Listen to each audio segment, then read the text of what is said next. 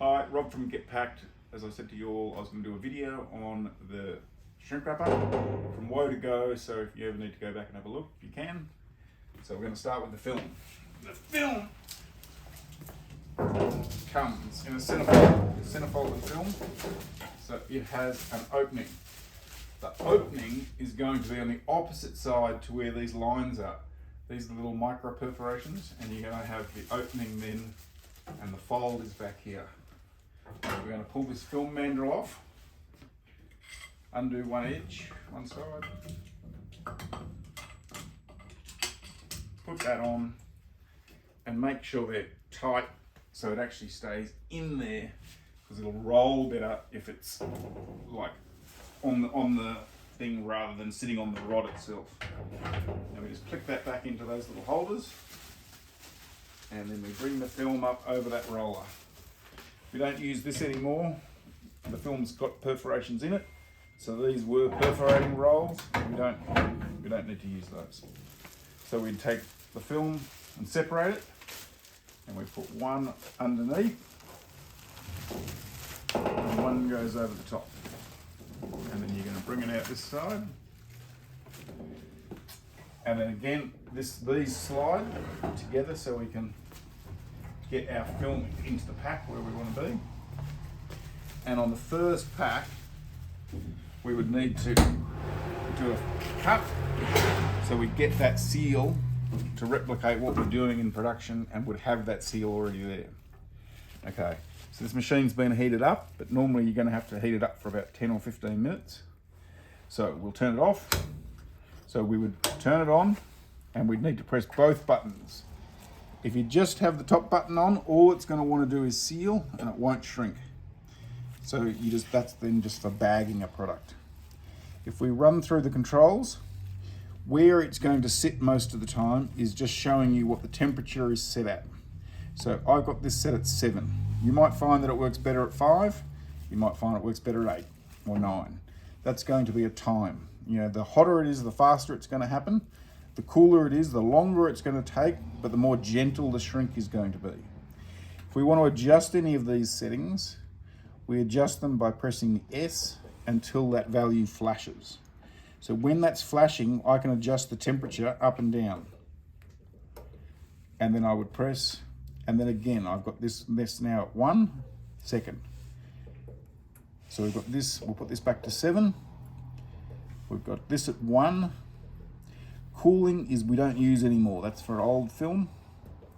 And then this is, remember, for how long this is going to stay down for before it springs up.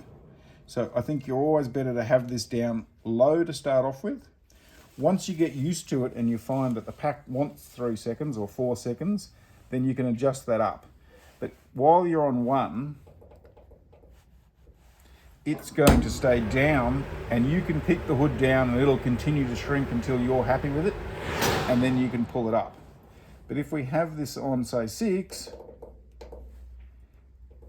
then when you bring this down, that hood's going to stay down, but it may have already shrunk, and you're trying to fight this to get it up. It's just much easier in the beginning just to leave this down low and watch the pack, and when you're happy with it, then pull it out. So we've got our cut, we've got our wire is on this the bottom edge, and these are the infill blocks. We've got Teflon tape on here. So you'll have to replace that Teflon every so often, but it might be, you might do it once a month, you might do it once every 3 months, you might do it every 6 months. It depends on how much you use it. What you're going to find is that is just going to get a burn line in it, and then you'll want to pull that piece off and replace it. Yeah, you're better to have 2 pieces on there, 3 pieces on there, and not burn into this rubber, because the tape is much cheaper to buy than what you are to replace that rubber. And it's much easier to replace. Just to pull a piece of tape off, put it on, stick it in place, and you get a nice clean cut. If you've got a nice Teflon, you get a nice seal, and that'll be a nice clean seal, rather than when this is all burnt, you'll probably get burnt marks all through your edge seal. So we would then grab whichever container we're going to grab. So I was doing this container this way, and I was doing this container this So we would just bring this in, slide it into the chamber. You don't want too much film around it, it's just more film to shrink away. You don't want this to have too much pressure on it, because then your seal is going to have too much pressure on it. So you're going to bring the hood down, give it a good hard press down, and just move that film out of the way. When that's shrunk, you would go, look at that, it's a beautiful pack. We would then grab this one, say. Again, we're just going to slide that into the chamber. Let that be a bit relaxed. We're going to bring that down with a good hard press and just move that film out of the way. And again, it's done. Yeah, if you want to do, you can just let it shrink a bit more and they'll just pull down as they go. And then you go. Yeah, so you're getting a nice pack. Nice, quick, nice and easy. To turn the machine off, you would just flick it off. You haven't got to do anything special. You haven't got to wait for it to cool down. And we would just turn it back on, ready to go. Now you can leave the machine on all the time, but it's obviously using power. So if you're going to do some in the morning and turn it off and then just turn it back on when you want to do some more later on. But be aware that you're going to take 10-15 minutes to heat it up, and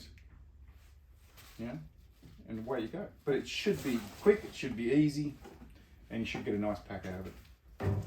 Any questions, you can always give me a call. Numbers on the machine. Rob from GPEKH, thank you very much.